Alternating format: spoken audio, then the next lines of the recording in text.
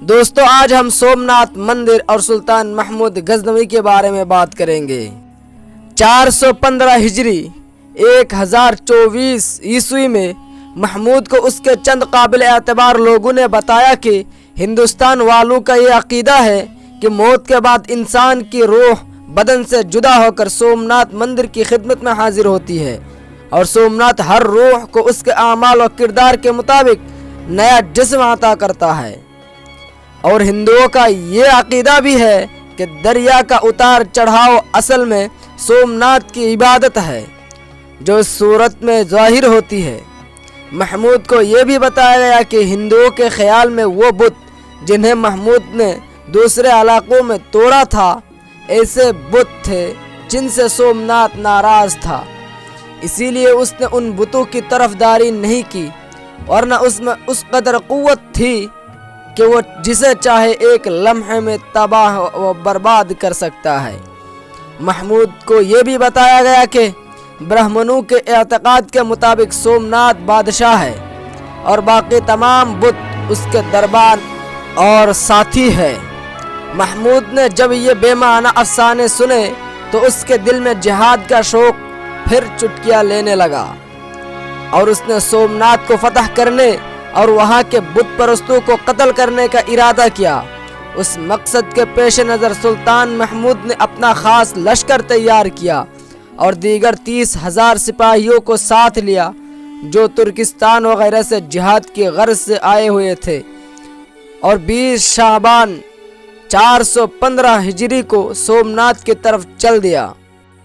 سلطان محمود اپنے لشکر کے ساتھ جنگلات کو رونتا ہوا اور درمیان میں آنے والے مختلف شہروں کے قلعوں کو فتح کرتا ہوا گجرات کے شہر پٹن میں پہنچا، اور پٹن سے غلہ اناج حاصل کر کے سومناتھ کی طرف روانہ ہوا۔ جب مسلمانوں کا لشکر سومناتھ کے قریب دریا کے کنارے پہنچا تو مسلمانوں نے دیکھا کہ سومناتھ کا قلعہ بہت ہی بلند ہے اور دریا کا پانی قلعہ کی فیصل تک پہنچا ہوا ہے۔ سومناتھ والو قلعہ کی دیوار پر کھڑے ہیں اور دیواروں پر کھڑے ہو کر اسلامی لشکر کو دیکھ رہے تھے اور چلا چلا کر مسلمانوں سے کہہ رہے تھے کہ ہمارا معبود سومناتھ خود تم کو یہاں کھینچ کر لایا ہے تاکہ ایک ساتھ ہی تم سب کو تباہ و ہلاک کر دے، اور اس صورت سے تم سے ان تمام بتوں کا بدلہ لے جنہیں تم نے پاش پاش ختم کیا تھا۔ سومناتھ مندر کے حفاظتی دستور کے ساتھ جنگ شروع ہو گئی۔ مسلسل 3 روز تک سخت لڑائی آرائی ہوئی اور دوسرے راجاؤں کے لشکر یعنی کہ پورے ہندوستان کی طاقت سومناتھ کی مدد کے لیے پہنچ چکے تھے۔ اخیر میں سلطان محمود نے ہی فتح پائی۔ فتح پانے کے بعد سلطان محمود اپنے ساتھیوں کے ساتھ مندر میں داخل ہوا تو اس میں ایک پتھر کا بت جو تقریباً 15 گز لمبا تھا، اس کو دیکھ کر محمود کی اسلامی غیرت جوش میں آئی اور اپنے ہتھیار سے بت کے 4 ٹکڑے کر دیے اور حکم دیا کہ 2 ٹکڑے غزنی بھیجوائے جائے، جس میں سے ایک ٹکڑا جامع مسجد کے دروازے پر اور دوسرا ٹکڑا ایوان سلطنت کے صحن میں رکھا جائے۔ اس کے علاوہ وہ دوسرے 2 ٹکڑوں کو ایک مکہ مکرمہ اور دوسرا مدینہ منورہ بھیج چکے تھے تاکہ عام راستے میں رکھ دیے جائے اور لوگ انہیں دیکھ کر محمود کی ہمت و جرات کی داد دے۔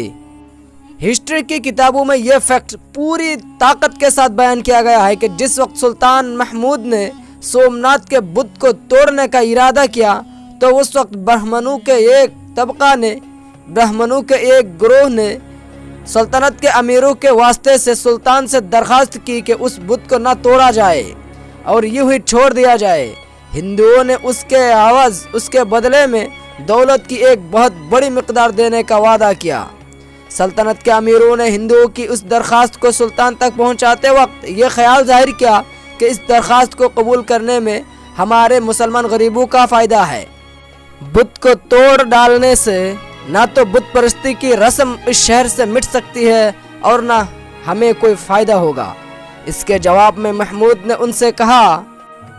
تم جو کہتے ہو وہ صحیح ہے، لیکن تمہارے کہنے پر چلوں گا تو میرے بعد دنیا مجھے محمود بت فروش کے نام سے یاد کرے گی، اور اگر میں ان بت کو پاش ٹکڑے ٹکڑے کر دوں گا تو مجھے محمود بت شکن کے نام سے یاد کرے گی۔ مجھے تو یہی بہتر معلوم ہوتا ہے کہ دنیا اور آخرت میں مجھے محمود بت شکن پکارا جائے، بتوں کو ختم کرنے والا پکارا جائے، نہ کہ محمود بت فروش۔ محمود کی نیک نیتی اسی وقت رنگ لائی، اور جس وقت اس بت کو توڑا گیا تو اس کے پیٹ میں سے انگنت اور بیش قیمت جواہر اور اعلیٰ درجے کی موتی نکلے۔ ان سب جواہرات کی قیمت برہمنوں کی پیش کردہ رقم سے 100 گنا زیادہ تھی۔ سومناتھ کے معاملہ سے فارغ ہو کر سلطان محمود پٹن کی طرف اپنا لشکر لے کر واپس ہوا۔ چونکہ سومناتھ کے لڑائی کو سخت کرنے کے لیے پٹن کے ہندو راجا پریم دیو نے ہندوؤں کا بڑا لشکر مسلمانوں کے مقابلہ کے لیے سومناتھ بھیجا تھا، جس کی وجہ سے تقریباً 3000 مسلمان شہید ہو گئے تھے۔ سلطان محمود اس کا انتقام ضروری سمجھ کر جب پٹن پہنچا تو راجا پریم دیو پٹن سے بھاگ گیا اور دوسرے جگہ پناہ لی۔ اس کا پیچھا کیا تو دوسرے جگہ سے بھاگ کر روپوش ہو گیا۔ بالآخر سلطان پٹن کی طرف واپس آ گیا۔ پٹن شہر کو دیکھ کر اس سے اندازہ ہوا کہ باشندوں کے حسن و جمال، زمین کی سرسبزی و شادابی،